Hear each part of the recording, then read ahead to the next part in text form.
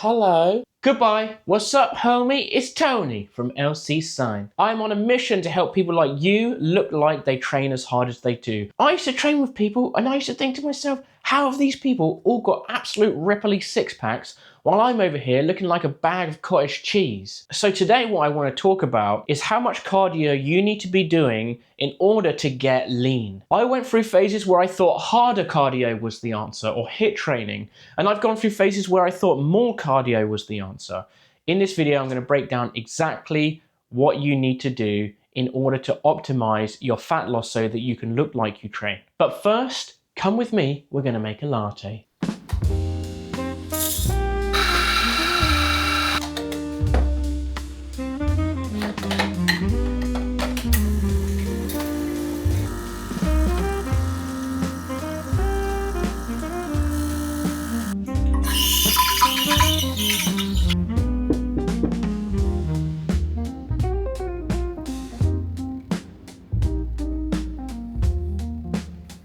Spot bollock, mate. Spot bollock. Sublime. When I was younger, in my early 20s, I was desperate to lose weight. I'd broken up with a girl that I'd been going out with for a couple of years, and I came out of that relationship feeling like shit.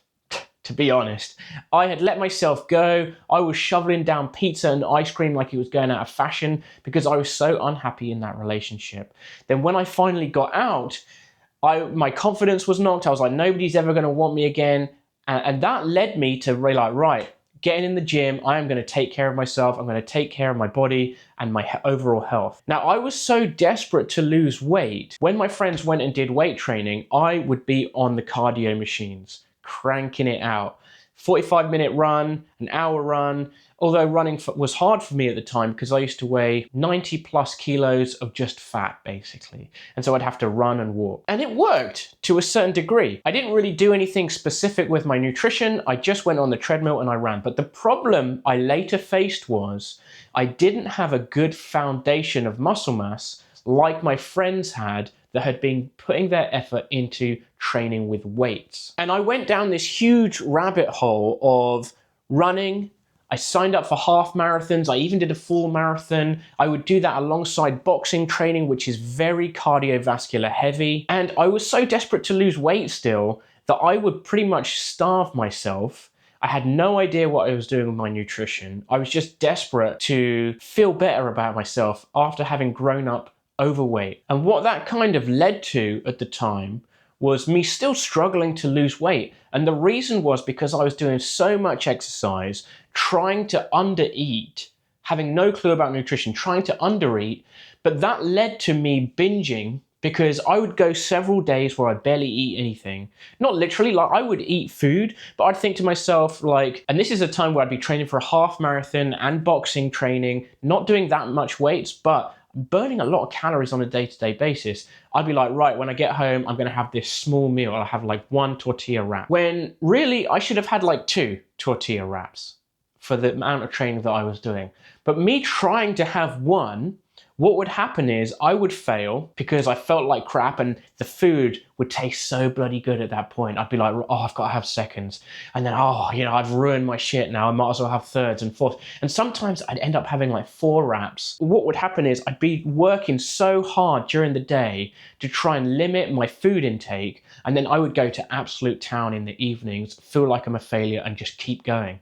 And that's the trap that I found I was coming into. My exercise was really draining and I was trying to underfuel myself. And then in the evenings, I was just like a bottomless pit, shoveling it down, not literally, but crying like, oh, I can't stick to anything. I cannot stick to anything. That's exactly how it felt. It was really not a healthy approach. So one thing that I would love for you to try and change your perspective on is the fact that you going into the gym or you going out for a run is not to burn calories. You are doing those things to improve your lifting, to improve your strength, to improve your muscle mass, and to improve your performance. You should not be going out for a run thinking, I'm trying to burn calories, because that really is not the best approach to trying to lose body fat, especially if you want to have a physique that looks like you train, because you're going to run the risk of burning out if you're doing too much cardio, not having the energy that you need to put into weight training so that you can actually build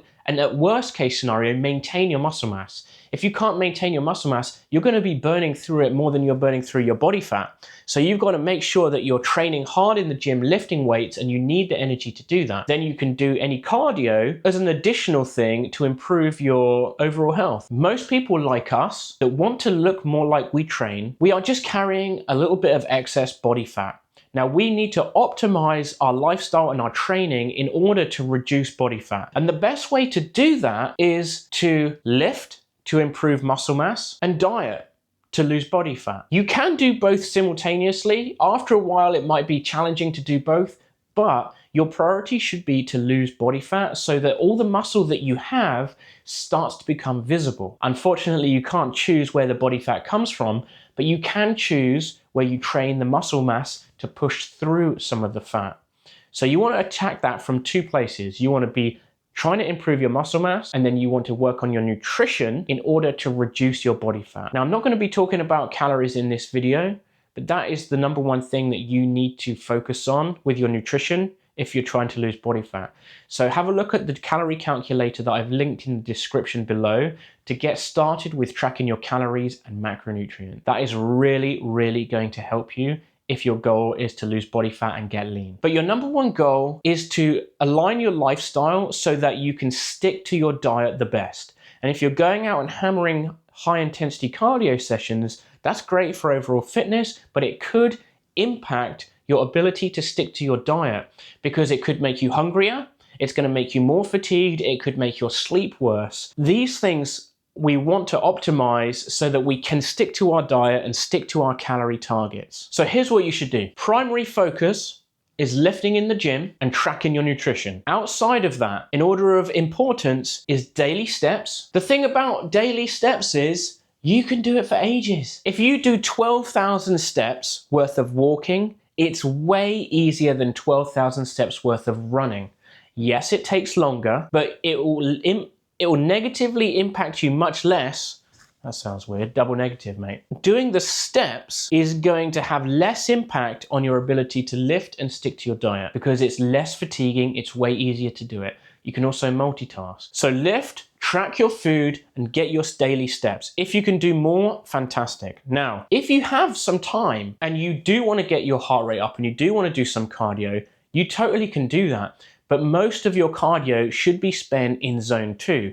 Zone 2 being about 60 to 70% of your maximum heart rate. I recommend something between 120 to 145 beats per minute, a conversational pace, something that is not going to be too exhausting for you to work through. Now, can you do some higher intensity efforts like sprints, or if you do CrossFit, for example, that's pretty high intensity, or even pushing yourself into zone 4 or 5 now and again? And the answer is yes, you can do that. But again, think about the impact that that's going to have on your ability to stick to your diet and your ability to rest, recover, and sleep so you can train hard and stick to that diet. Because the last thing that you want is to be going out flat out, like around a running track or something, and then your legs are completely screwed that you can't train them in the gym. You're so hungry that you're eating food late at night. Now, there is nuance associated with this, of course. Like if you're a cyclist or if you're a runner and you have to keep pushing through because you're training for a race or something,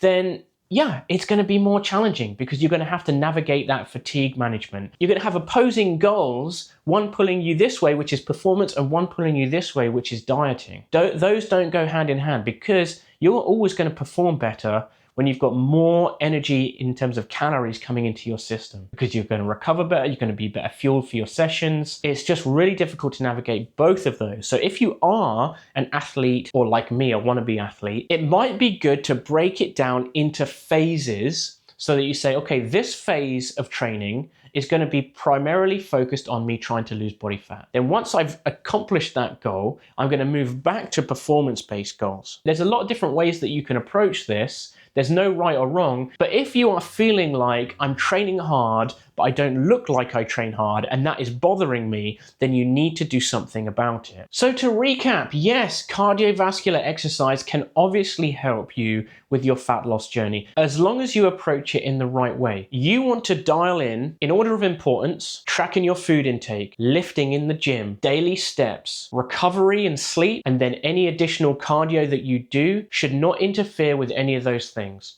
A good starting point could be 90 minutes per week of accumulated zone 2 training with 10 minutes worth of high intensity training. Remember though, that it's much quicker to eat 500 calories less per day than it is to burn additional 500 calories per day. That could take you over an hour to burn 500 calories, but eating 500 calories less is much, much quicker. That's where you need to be smart, and you need to navigate having both of those things dialed in. Enough exercise that you've got some flexibility with your nutrition, but staying locked in with some realistic nutrition targets so that you can finally start to see some fat loss. If you're still struggling, then check out this video here where I break down the 3 main reasons that people don't look like they lift.